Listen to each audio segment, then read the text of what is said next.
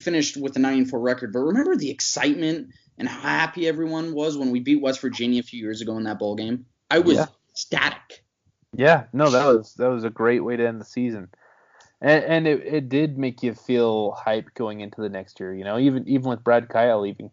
But Mm-hmm. I do want to ask you guys, because I've gone back and forth with a lot of different people on Twitter. So in your Oh, opinion, I'm so sorry, Jordan. yeah, dude, Twitter's been horrible. It's been bad for me, because I've been a little more critical than most people. I'm not one of these like rah rah Miami kind of guys when we're playing poorly. And so, dude, Twitter has been a nightmare for me recently. But anyways, like, what does it mean to you guys when we can only beat bad teams? So we won 8 games. We're 8-2. So 6 of our wins are against teams that are 6-5 or worse. Okay, so we beat a 7-3 UAB team, and we beat a 7-3 NC State team, or 7-4 or something like that. But 2 7-win teams, and everyone else was pretty much 500 or worse. And then we just absolutely got blanked by the 2 really good teams that we played. So what does that mean to you guys? Where do we fit in to the grand scheme of things in college football right now? You can go first. You want me to go first? Yeah. Actually, yeah, that's fine with me. Because Jordan, that is a very interesting question, and that is something that I've actually said throughout the season. Listen, it really depends on your expectations as a Canes fan of what you want to see. Because if you want to sit there and say, hey, we beat all the bad teams that we played against. When we play good teams, we either win or we're competitive, and usually it's not a blowout, but sometimes it's not so good. And we make a decent, solid bowl game most of the time, and we win those half the time, or more or less, right? If that's the kind of football program that you want to have, and we're going to look like a Wisconsin, we're going to look like a Michigan, we're going to look like a University of Washington, you know what I'm saying? Like those kind of teams, and they're going to beat up on the dog shit schools that are fielding it with all walk-ons. And then when they play the actual teams that matter, the Clemsons, the Ohio States, the Alabamas, when they play the actual good teams, they get smoked. Everybody knows it the minute they get off the bus, right? Yeah. If that's the kind of program that you want to have where it's like respectable but not great, then that's what we're doing right now. We're respectable but not great. We're going to be in the 10 to 25 range, never consistently around in the top 10, and we'll be all right. But if you want to be like the Hurricanes of old, I hate to be like, the get off my lawn guy here, but you want to be like the Hurricanes of old, where we are floating around the top 5, always in a New Year's 6, potentially making the CFP, not necessarily winning the national championship every season, but at least looking good. Yeah, we need improvements.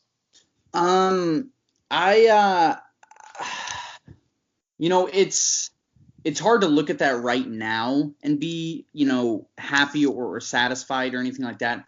And it's not where we eventually want to be, but it's a step in where we want to be because we're actually beating the teams that we usually lose to that are subpar and everything like that.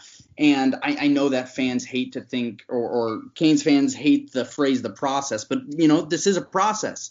I would have liked to beat a team like North Carolina. I would have at least been able to show up against Clemson, but you have to think that Manny is making competitive right moves, and it's just going to take time. I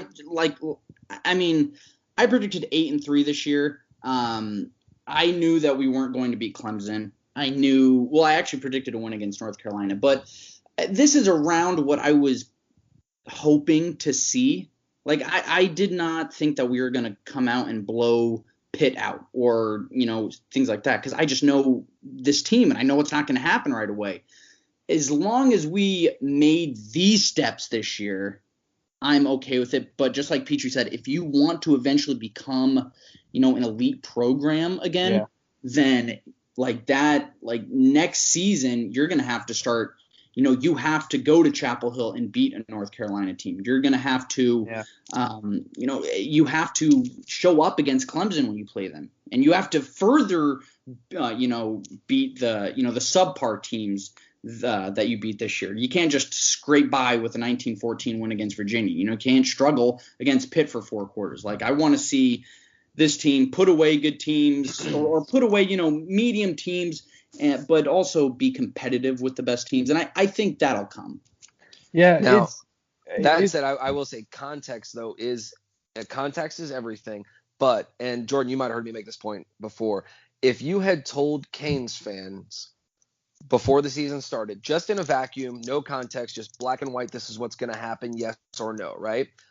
After last season, after we got shut out in the bowl game to whatever community college we played, I can't even think the name of it right now. But if you would have told Canes fans after that we would go 8-2, we'd have an 800 percentage, with our only losses being to Clemson and North Carolina, and that we'd have a top 10 recruiting class, they would have punched you in the mouth and called you a fucking liar.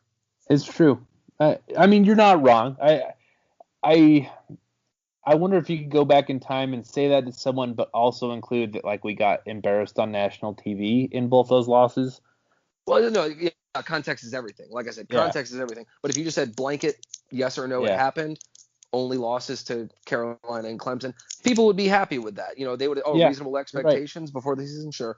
But nobody wants to get absolutely spanked by Carolina and Clemson, for sure. You're right. And I guess maybe one of the reasons why I see things differently than a lot of fans. I mean, I clearly don't see things too differently from either of you. Is that I've always been really into like the armchair general manager NBA type fandom. You know what I mean? Like I'm always looking toward the future of the program, right? Like this year is not any more important than 2 or 3 years from now. And so, when you think about these things in context, I think a lot of it becomes a little more concerning. And that's why I'm struggling to evaluate this team and be happy about this season. Because like, let's compare this year to last year, right?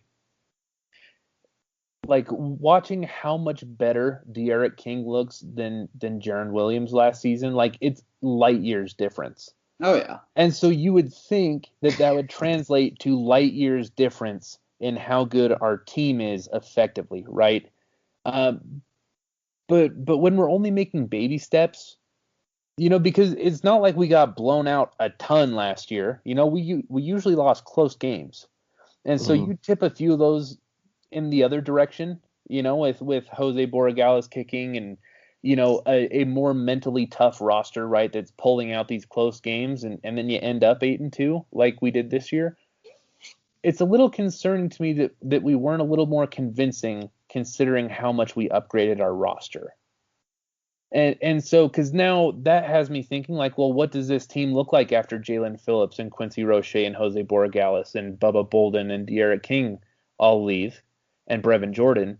Well, I guess Brevin, played last year, the whole year. So do you guys see where I'm coming from, though? Is like, that's kind of what I'm thinking. Is like, if we only took a baby step by putting like 5 dudes on this team that weren't here last year or didn't play significantly last year, then what happens when they leave? Like, why isn't there more? I guess the question, without answering it myself, is, are we developing the guys that are here for 4 and 5 years? That's what I want to know. No. Hey, Marsh, you want to go ahead? No, you can go. Oh, yeah, I was going to say, this is something that really caught my attention. It didn't, right off the cuff, I was like, wow, that's awesome, great. But as I thought about it more, I was like, that's kind of not so great. So we have 3 All-Americans this year. Borregales made first team, Headley made second team, and Phillips also made second team, right? Yeah. So I sit there and I go, hey, man, it's really nice to have 3 All-Americans on this team. And you really want your specialists to be dependable, guys that you're not sweating every time that they're getting ready to kick it. But at the same time, our 2 best players are our kicker and our punter. Yeah. And then the third one, also an All-American, Phillips, is a transfer who we got 10 games out of. It's like, okay, so we have 3 All-Americans. Two of them are transfers. Lou Hedley, I guess you would say transfer. I don't know what you want to make of that, but he's a quasi transfer. And Borregales, we got one season out of, not even a full season if you want to consider COVID. We didn't get even full seasons out of Phillips and Borregales, and they're probably the two best players on the team. Hedley, thank Christ he'll be back again next year, but are we really about to say that our best player on the team is a punter? Well, I mean, he is.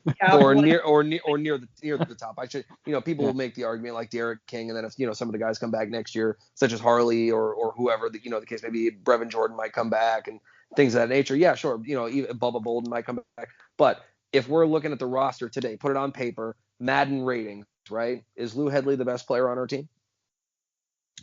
I mean, or one of them, like top 5, top 3? He's the most. He's one of the most impactful players. He's easily top 5 player on this team. Yeah, I think top he's 5. I think he's top 6 this year, and that's including Roche and Phillips and like Bolden, we don't know if he's coming back yet. So because it's easy to talk about impact and be like, oh yeah, no, Derek King more impactful than Lou Hedley, but like if we're talking like not to be like a video game nerd about this, but like Madden ratings or NCAA ratings, like. Is Derek King's Madden rating higher than Lou Hedley's Madden rating as a quarterback versus a punter, respectively? I think Hedley and Borregales would have the highest ratings just because they are so much better than their peers. Whereas at what they do. Because Derek King, I mean, let's be honest, as good as he is, as much as he did for the team, which I think our team was totally dependent on his play in terms of our success, like, he's not going to win the Davey O'Brien Award. He's not a Heisman finalist. Whereas those dudes next year.